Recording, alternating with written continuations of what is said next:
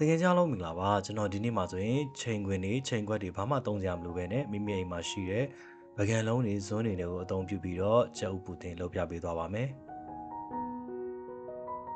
ကြက်ဥပူတင်မှာအဓိကတကြားသူပါတကြားသူလုပ်ဖို့အတွက်ကျွန်တော်ကအခုလိုမျိုးရောက်ချိုဇွန်းနဲ့နှစ်စွန်းစာလောက်ထည့်ပါတယ်ထည့်ပြီးတော့တဲဦးထဲမှာမီးအပူပေးပါအပူပေးခြင်းအပြင်တကြားတွေကစပြီးတော့အခုလိုမျိုးပျော်လာပါလိမ့်မယ်ပျော်တဲ့အခါမှာကျွန်တော်တို့တကြားရောင်အဖြူရောင်တွေမရှိတော့တဲ့အနေအထားမှာဆိုရင်ရေထည့်ပါမယ်တတိထားမှာကလုံးဝစွန်းနဲ့မမှွေပါဘူးမှွေလိုက်တဲ့အခါမှာတကြားတွေကစွန်းမှကတ်လာတဲ့အခါမှာလောကခတ်ပါတယ်ဒါကြောင့်ရေထည့်ပြီးတော့တကြားတွေအကုန်လုံးပျော်သွားပြီဆိုမှအပူချိန်ကိုအနည်းငယ်မြင့်ပြီးတော့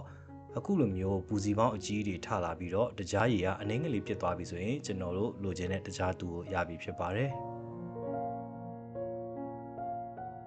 ကျွန်တော်ကကြက်ဥ၅လုံးစာပေါင်းမှာဖြစ်တာကြောင့်တကြားသူရေကအခုလိုမျိုးရောက်ချိုစွန်း2စွန်းစာလောက်ထည့်တာဖြစ်ပါတယ်။အကယ်၍ကြက်ဥ3လုံးစာလောက်ပဲဆိုရင်ကျွန်တော်တို့ရောက်ချိုစွန်း2စွန်းစာလောက်ဆိုရင်အဆင်ပြေပါတယ်။တကြားသူရေမှွေးပြီးတော့ခါတက်တက်ချိုတဲ့အရာသာကကြက်ဥပေါင်းပို့ပြီးတော့စားကောင်းစေတာဖြစ်ပါတယ်။ကြက်ဥ၅လုံးသုံးပါတယ်။ကြက်ဥကိုအခုလိုမျိုးပကံအသေးလေးမှာအရင်ဖောက်ကြည့်ပြီးတော့မှမုတ်လုတဲ့ထဲမှာထည့်ခြင်းအပြင်ကျွန်တော်တို့ကြက်ဥထဲမှာပုတ်တာတွေမကောင်းတာတွေကိုဖယ်ရှားနိုင်မှာဖြစ်ပါတယ်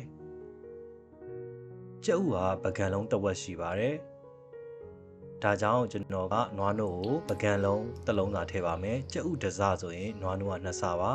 ။ကြက်ဥထဲမှာကျွန်တော်တကြားလေး2စွန်းလောက်ပဲထည့်တယ်။ဘာကြောင့်လဲဆိုတော့တကြားသူ့အီကချိုပြီးသားဖြစ်တဲ့အတွက်ကြောင့်ပါ။ခောက်တဲ့အခါမှာဆိုလဲခရင်တွေခောက်ပေးပါ။အခုလိုမျိုးခြေနေဆိုရင်ရပြီဖြစ်ပါတယ်။ပကံလုံးကမိမိစိတ်ကြိုက်ပကံလုံးနဲ့ချိန်စားလို့ရပါတယ်ကျွန်တော်တို့ကြက်ဥတစ်စအရေး2စပါပြီးတာနဲ့နွားနို့ကိုကြိုပေးပါနွားနို့ကိုကြိုပေးခြင်းအပြင်ကျွန်တော်တို့ကြက်ဥပေါင်းလုပ်တဲ့အခါမှာကြက်ဥပေါင်းထဲမှာပူစီပေါင်းအကြီးတွေထတာကိုတတ်တာစေပါတယ်နွားနို့ကပေါ့ဆူပြီးတာနဲ့မီးပိတ်လိုက်ပါမီးပိတ်ပြီးသွားရင်ကျွန်တော်ကတော့10မိနစ်ခွဲလောက်အပြင်မှာခဏလေးထားပါတယ်ခောက်ထားတဲ့ကြက်ဥတွေကိုပူနေတဲ့နွားနို့တွေထဲမှာဖြစ်တဲ့အတွက်ကြောင့်ကျွန်တော်ကတော့ခရင်နဲ့ကြက်ဥကိုအဆက်မပြတ်ခောက်ပေးပါတယ်ဒါမှအပူအေးညီမျှပြီးတော့ကြက်ဥတွေကအပူကြောင့်ကျက်သွားတာမဖြစ်စေပါဘူးခုနကကြက်ဥခောက်တဲ့အခါမှာကျွန်တော်ကကြက်ဥခောက်တန်နဲ့မခောက်တာကအမြုပ်တွေအများကြီးထသွားမှာမလို့ပါဒါကြောင့်ဖြစ်နိုင်မယ်ဆိုရင်ကျွန်တော်ခောက်တယ်လို့ခရင်လေးနဲ့ပဲခောက်ပေးပါခက်ကြကြလေးခောက်တိုက်တယ်ဆိုရင်ကြက်ဥအကာနဲ့အနှစ်ကလုံးဝတတားရဲဖြစ်သွားမှာဖြစ်ပါတယ်ပြီးသွားရင်နွားနို့ထည့်ပြီးနဲ့ခက်ကြကြလေးခောက်ပေးပါအပေါ်အမြုပ်တွေကိုဖယ်ရှားဖို့အတွက်စကားလေးနဲ့စစ်ထည့်ပေးပါအောက်မဲ့ခွက်ထဲမှာခုနကထည့်ထားတဲ့တကြားသူရည်တွေကအောက်မှာခဲနေပါတယ်ဒါပေမဲ့ကြောက်စရာလို့မလိုပါဘူးကျွန်တော်တို့အပူပြန်ပြီးရင်ဒီတကြားတူးတွေကအားလုံးအရေးပျော်သွားမှာဖြစ်ပါတယ်အပေါ်ကအမြုပ်လေးတွေကိုခတ်ထုတ်ပစ်ပေးပါပေါင်းတဲ့အခါရေတွေကြက်ဥပူတင်နဲ့မကျစေဖို့အတွက်ပလတ်စတစ်လေးနဲ့အုပ်ထားတာဟောရင်အဖုံးတစ်ခုခုနဲ့ဖုံးထားပေးပါ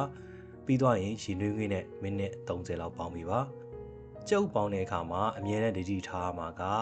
လုံးဝအပူချိန်များလို့မရပါဘူးမီကိုအသက်နိုင်ဆုံးတစ်တစ်လေးပဲထားပေးပါနောက်ပြီးတော့ပေါင်းနေတဲ့အချိန်ကြားထဲမှာလည်းအဖုံးလေးကိုတစ်ချက်နှစ်ချက်ဖွင့်ပေးပါဒါမှအပူလွန်ခဲတာမဖြစ်ဘဲနဲ့ကြက်ဥပူတင်ရဲ့အသားလေးကချောချောလေးနဲ့ညံ့ညံ့လေးဖြစ်နေမှာပါမိနစ်30ပြည့်တဲ့အခါမှာဓားလေးနဲ့ထိုးကြည့်လိုက်လို့ဓားမှာကြက်ဥပူတင်အရည်တွေမကတ်လာဘူးဆိုရင်တော့ကြက်ဥပူတင်ရပြီဖြစ်ပါတယ်အကယ်၍ကိုကကြက်ဥပူတင်ကိုစိမ့်စိမ့်လေးကြိုက်တယ်ဆိုရင်အထဲမှာနိုစိမ့်ဒါမှမဟုတ်ရင်နို့မှုတ်ကိုထည့်ပြီးတော့လှုပ်ရင်းနဲ့ပို့ပြီးတော့စားကောင်းပါတယ်ပူတင်ကိုပကံထဲကပြန်ပြီးတော့ထုတ်တဲ့အခါမှာဆိုရင်အေးခံကြလို့မလိုပါဘူးအခုလိုမျိုးဓားလေးနဲ့ဘေးနားကိုလှိလိုက်တယ်ဆိုရင်ပဲကျွန်တော်တို့ထုတ်လို့ရပြီဖြစ်ပါတယ်ပေါင်းထားတဲ့အပူချိန်ကြောင့်တကြားတူးအရည်တွေကလုံးဝအရည်ပျော်သွားပြီဖြစ်တာကြောင့်အလွယ်ထုတ်လို့ရခြင်းလည်းဖြစ်ပါတယ်။တုပ်ပူတင်ကလူတိုင်းကြိုက်တဲ့အစားအစာတွေမှာပါပါတယ်။ဒါကြောင့်အိမ်မှာအလွယ်တကူတသက်ရှင်းရှင်းနဲ့လုပ်လို့ရတယ်။နောက်ပြီးတော့ကိုကအပြော့မာကိုချိန်ဆမယ်ဆိုရင်မာတာကြရင်ခုနကကျွန်တော်နွားနို့ထည့်တဲ့ချိုးစားကိုနည်းနည်းလေးရှော့ထည့်လိုက်ရင်ရပါတယ်။တိတ်ပြီးတော့အတိအကျတော့မလိုပါဘူးခင်ဗျာ။ပုံမှန်ကျွန်တော်အခုပြထားတဲ့အပြော့မာနေထားဆိုရင်ကြက်ဥရဲ့အချိုးစားတစ်စားဆိုရင်အရည်က2စပါ အရေးဆိုတဲ့နေရာမှာမိစိတ်ကြိုက်အရေးထည့်လို့ရပါတယ်ဥပမာနွားနို့နေရာမှာကျွန်တော်တို့ပဲနို့ရေးထည့်တာမျိုးလည်းရပါတယ်ကျွန်တော်ဗီဒီယိုလေးကိုအဆုံးထိကြည့်ရှုပဲတကယ်ကြလို့ကိုကျေးဇူးအထူးပဲတင်ရှိပါတယ်ကျွန်တော်ဗီဒီယိုလေးကိုနှစ်တိုင်လဲ like and share လေးလုပ်ပြီးတော့အားပေးသွားပါဦးခင်ဗျာတကယ်ကြလုံးကြမှာပျော်ရွှင်ကြပါစေဘိုင်ဘိုင်